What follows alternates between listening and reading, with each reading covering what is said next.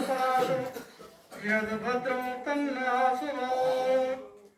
के इस आयोजन के आयोजक, अध्यक्ष, संचालक, श्रोता भक्ता, भागवत बच्चे सबने के लिए हार्दिक अभिनंदन। ऐसे हमारे डोईला ने बहुत बढ़िया बात कही कि जितने भी पदार्थ अजय और अविनाशी हैं वो सब सत्य की गिनती में आते हैं। उसे हमारे सामान्य भाषा में सदा सत्य भी कहते हैं, जो कल था आज भी है और आगे भी रहेगा। ऐसे पदार्थों को सत्य कहा जाता है, और चाहे वो सदा सत्य कह ले। और जो पदार्थ आज हैं कल नहीं थे या आगे नहीं रहेंगे वो असत्य की संख्या में आते हैं, लेकिन सत्य तो है। कुछ विद्वानों का मत है कि संसार स्वप्न मत है, लेकिन कुछ विद्वानों का मत है दरोगा जी कि स्वप्न एक व्यक्तिगत सौदा है।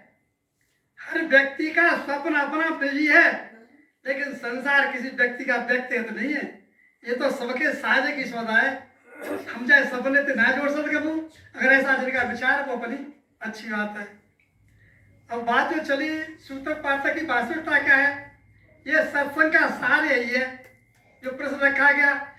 पिछली 15 तारीख को जब मैं नरवेगढ़ी से जा रहा था और मुझे सुनने को मिला तो मुझे इतनी हाथी खुशी हुई कि चलो मैंने आज अपने कानों से उस व्यक्ति का नाम सुना जो सत्संग के सिद्धांत को जानता है। जो सत्संग का सिद्धांत है प्रश्न। हर सत्संग में हर श्रोता का, हर वक्ता से प्रश्न होना चाहिए, और प्रश्न पर फिर 2-4 व्यक्तियों को मनन करना चाहिए। अगर मनन करने के बाद में जिज्ञासा समाधान नहीं होती है तो फिर निध्यासन करना चाहिए, यानी शास्त्रों से, अनुभवी लोगों से, विद्वानों से पूछना चाहिए। और जब हमारे प्रश्न का समाधान हो जाए तो उस बात को हमें मान लेना चाहिए।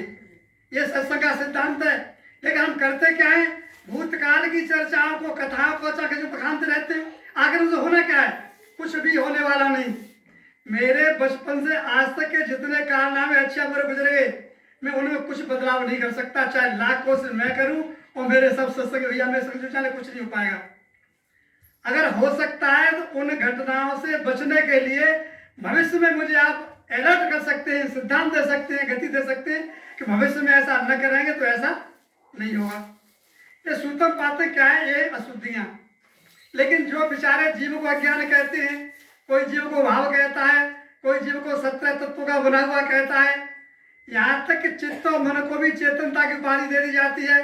हमारी 10 इंद्रियां स्थूल और 5 अंत इंद्रियां ये सब जड़ हैं, और ये सब जड़ पदार्थ जीव के जो नित्य है, जो शरीर ही कहते हैं, उसके हथियार हैं या साधन है, जिनसे वो काम लेता है।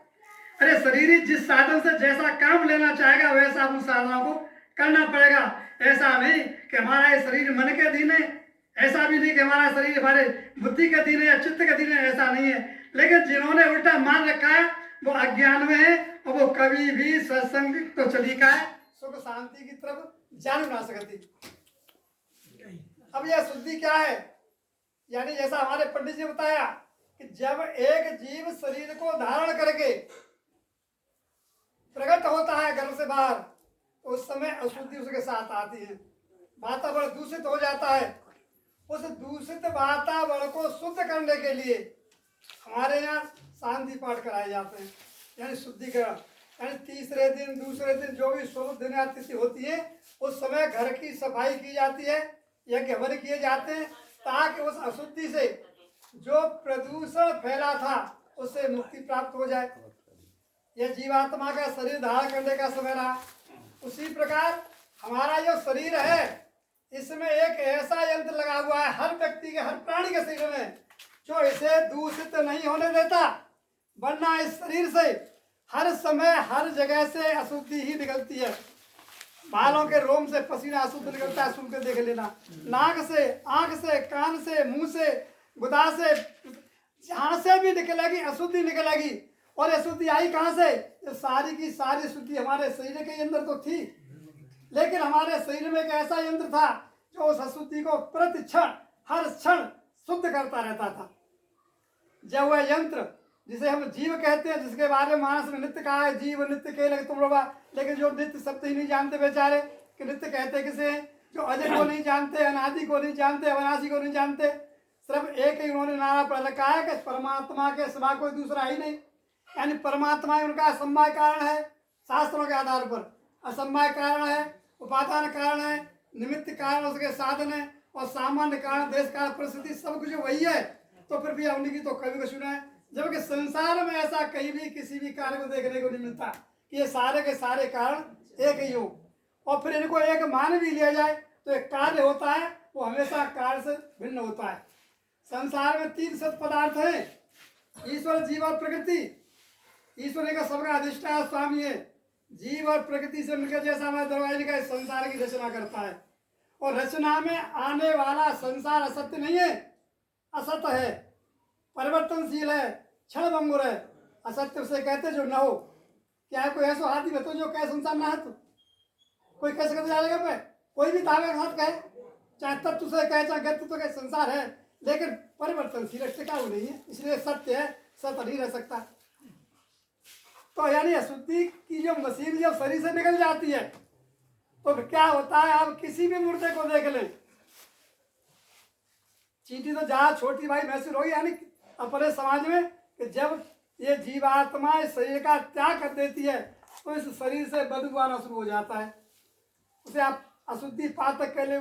जालक तो अशुद्धि गर्भ से बाहर निकली थी, शुद्धि करने वाली मशीन 7 जीवात्मा की था, उसको सफाई करके निकाला गया। और वो जो जब जीवात्मा शरीर का त्याग करती है तो उस समय उस शरीर से जो मृत सब पड़ा था उससे वातावरण में शुद्धि फैलती है। उस प्रदूषण को मुक्त करने के लिए दूसरा तीसरा कोई भी शब्द निकल जाता है जैसे समाज के हिसाब से। उस दिन हम बातें कहते हैं बाहर, तो जाते कह बाहर निकाल लो, बातें की है थोड़ा सा बाहर शब्द है, तो शुद्धि की जाती है। ये इतना होने के बाद में परिवार सही हो जाता है साहब। अब रही 13 दिन की जैसे कहीं कभी 40 दिन करते हैं, 16 दिन बात करते हैं। और जब एक स्थिति मेरे सामने ऐसी आई, 4 जगह कि छोरा की बरातरी करी, दादा मरे को तो बारह सवरे का भाई रह जाता, तो ऐसा कोई सिद्धांत नहीं है। कुल मिलाकर उस प्रदूषण से मुक्त होने का क्लेश तक पात्र होते हैं रामवीर सिंह जी। और रही खान पानी वाली बात, जब हमारी बहन रजस से हो वह भी शुद्ध है, शरीर से रस का त्याग कर रही है, शुद्ध होगा, उस समय भी उसे किचन यानी रसोई के अंदर नहीं जाना चाहिए, या फिर उसके हाथ का बना हुआ भोजन नहीं करना चाहिए। बाकी ऐसा कछु ना, चाहे घर करो चाहे बाहर करो, भोजन तो भोजन है। अगर हम मार्केट से मंगाकर भोजन करें, एक सज्जन कह रहे थे बाजार से मैंने भोजन मंगाया तो बाप मोहन लगी रही है शुद्ध जी, हो सकता है उसके घर में स्वयं उसी तरह कोई बच्चा जन्मा हो कोई, तो यानी मार्केट से तो अच्छा है कि हम कहीं से कंदमूल फल उखाड़ कर खा लें, अमूल की पत्ती खा लें, एक मुट्ठी 2 घड़ी पानी पी लें, टाइम कट जाओ, तो ये विचार रहा। तो हमें सबसे ज्यादा बात पे आप विद्वान जोड़ दें कि कोई ऐसा कार्य बतावे तामे उपादान कारण की आवश्यकता न हो, निमित्त कारण ही। जैसे थोड़ी देर के लिए कुम्हार है, कुम्हार के अभाव में निमित्त कारण कुम्हार आता करता, कुम्हार को चाक, कुम्हार के औजार थप्पी फट्टी वगैरह, इनके अभाव में मिट्टी के अभाव में मिट्टी उपादान कारण आती है, और सूक्ष्म कारण अग्नि वायु के स्थापित के लिए दूसरे कर्ता के विचार काम करे तो नाथ, तीसरा स्थान कहाँ करे वो, चौथा समय। ये 4-5 वस्तुएं ऐसी हैं भाई, इनके अभाव में कभी भी कोई कार्य नहीं होता है। हमारे 6 शास्त्र हैं, लोग शास्त्र को ना तो हाल ले लेते फटाक से, जैसे कोई बिल्कुल भाई जेल में धरे, और पूछी जाए तो शास्त्र नाम तक ना जानता। हर शास्त्र का एक एक अटल सिद्धांत है। पहला शास्त्र कहता है कि कर्ता के अभाव में कभी कोई कार्य नहीं हो सकता है, खूब विचार करने में आते विद्वान बहुत डरे। दूसरा कहता है कि भाई कर्ता तो कर सकता है, सत्य बात है, लेकिन एक बात और है, अगर कर्ता का विचार नहीं रामवीर सिंह जी तब भी कार्य नहीं होगा। तो कर्ता में बैठे कर विचार में बैठे बच्चों ना बोलना चाहते तो भले वाले को हिम्मत है, इसलिए कर्ता का विचार भी अनिवार्य है।